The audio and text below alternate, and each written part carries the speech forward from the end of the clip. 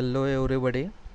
In our previous lecture we discussed what exactly automata means. Okay, so with the help of example of definition of computer and program.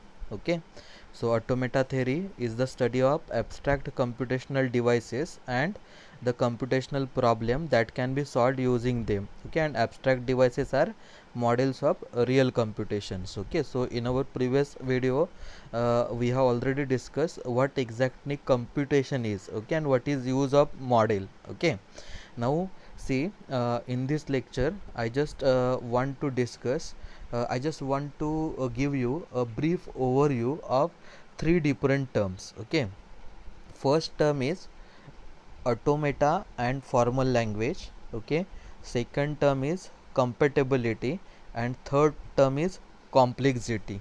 Okay, what I said in this video I just want to give you some brief idea about automata and formal languages. Okay, this is first term, then second one is compatibility, and third one is complexity. Okay, now see, actually we are not going to define this term in this session.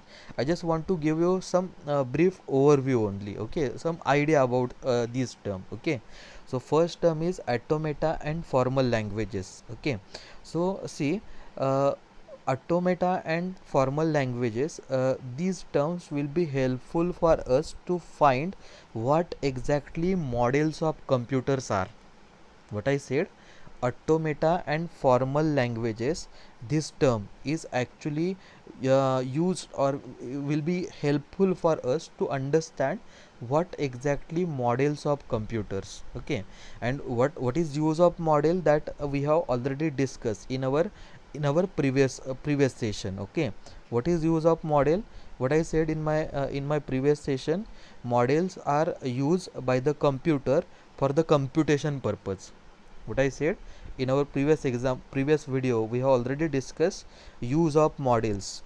What is use of models? Models are used by computers to for processing of rather for computation purpose. Okay, I want to repeat, models are used by computer for computation purpose. For example, like in our previous session we have taken an example of program. Okay, when program is received to the compiler, then compiler will process that particular program. Means technically we will call it as computation. Compiler will try to compute the output from that particular given program, and when compiler, that is computer, try to compute the output from the given program, at that time computer will make use of some models,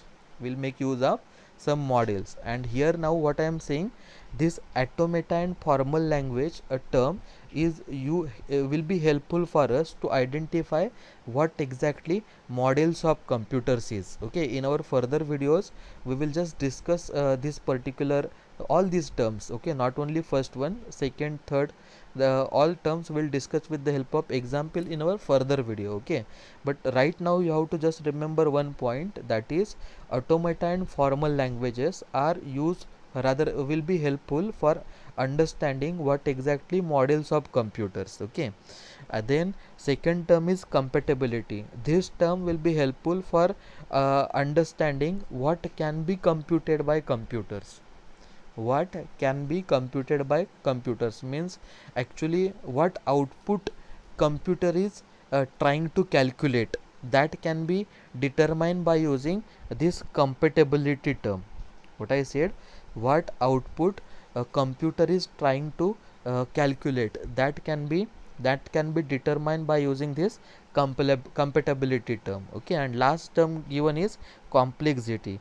So this term will be helpful for understanding how efficiently computer is going to compute the respective output.